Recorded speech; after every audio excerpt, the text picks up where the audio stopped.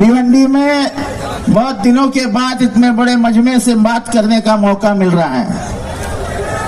आपको सूरत बदलनी है, भिवंडी की नहीं, सूरत बदलनी है इस देश की, सूरत बदलनी है उत्तर प्रदेश की, सूरत बदलनी है दिल्ली की।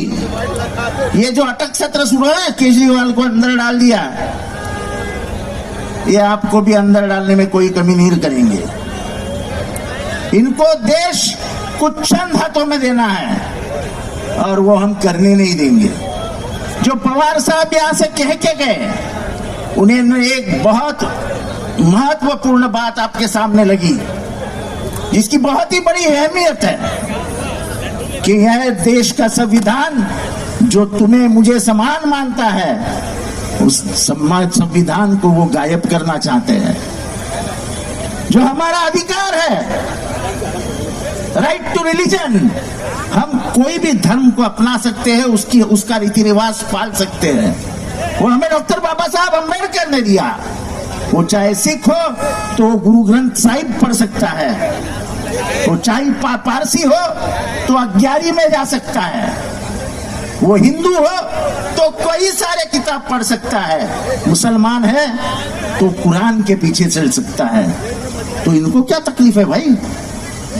आप हमारे धर्म के बीच में आने वाले होते कौन हो? कल हमारे गृह मंत्री ने कह दिया हम शरीयत हटा लेंगे। आप किसी के धर्म में जाके ये सब क्यों बोलते हो भाई? ये देश किसी अकेले का नहीं है। इस देश के मिट्टी में हर एक धर्म का, कौम का, जात का खून शामिल है।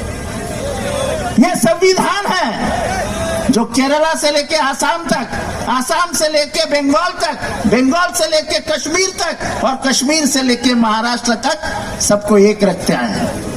जिस दिन ये संविधान हटाएंगे उस दिन ये देश टुकड़ा टुकड़े में बंट जाएगा।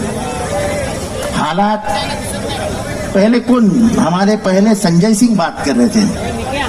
हमारी बहुत सारी बहनें यहाँ पे बैठी है, खमाइकिन यहाँ पे बैठी है। आपको मालूम है मंगलसूत्र का अर्थ? बहुत सारे मुसलमानों के घर में जो इस्लाम का पालन करते हैं, क्या वो मंगलसूत्र नहीं पहनते? पहनते हो कि नहीं पहनते? यही मालूम नहीं है हमारे देश के पंत प्रधान को कि इस देश में मंगलसूत्र कौन पहनता है। आपको इतना ही मंगलसूत्र का ख्याल था तो पंत प्रधान मोदी जी, जब हमारी बहनें रास्ते पे जलाई जा रही थी, उनके ऊपर बलात्कार किया जा रहा था, तब कभी आपको मंगलसूत्र की याद नहीं आई? तब नहीं लगा कि मेरे बहन के गले का मंगलसूत्र जल रहा है? अब अंगार लगाने के लिए आपको मंगलसूत्र की याद आई? ऐसे अंगार आप नहीं लगा सकते हैं, क्योंकि जनता जान चुकी है कि तुम चुनाव हार रहे हो, और चुनाव हार रहे हो इसलिए हिंदू मुसलमानों की लड़ाई लड़ रहे हो। कल तो कह दिया कि मेरे अड़ोस पड़ोस में मुसलमान रहते थे, मैं उनमें ही खेल के बड़ा हो गया।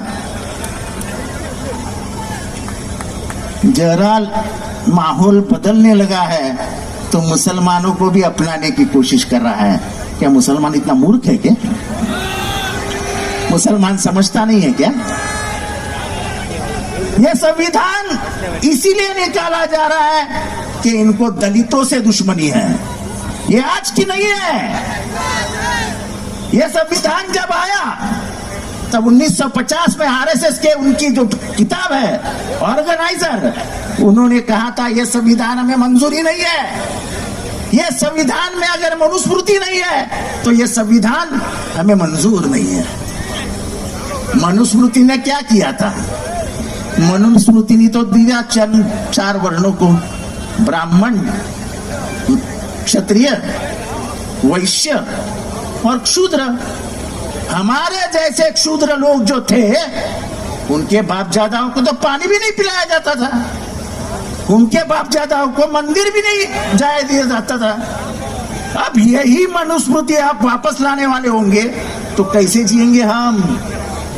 और यहाँ का 85% तबका जो है लोक संख्या का 85% जो है वो बहुजन है और वो किसी भी हालत में संविधान से दूर नहीं हटेगा। हम खून की नदियां बहाएंगे लेकिन संविधान नहीं छोड़ेंगे। संविधान और हमारी आत्मा है, इस आत्मा को हम बचा के रखेंगे क्योंकि देश तभी बचेगा। मेरी बहुत बहनें यहाँ पे मौजूद है, मेरी बहनें बहुत परेशान हैं।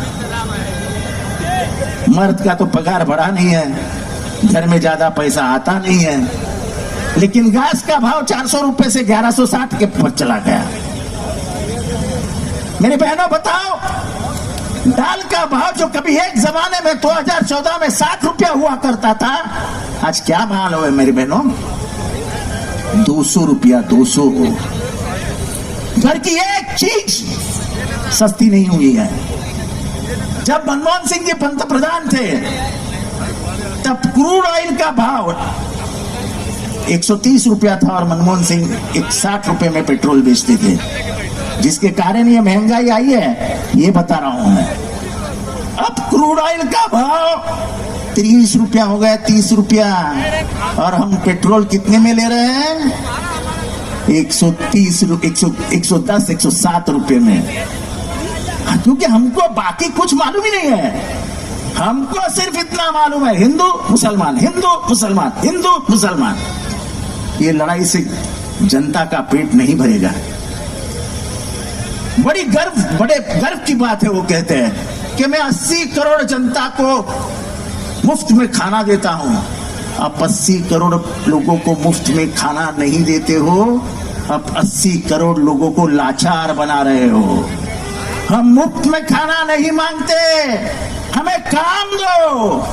जो वादा तुमने किया था 2 करोड़ नौकरियां दूंगा, वो वादा निभाओ।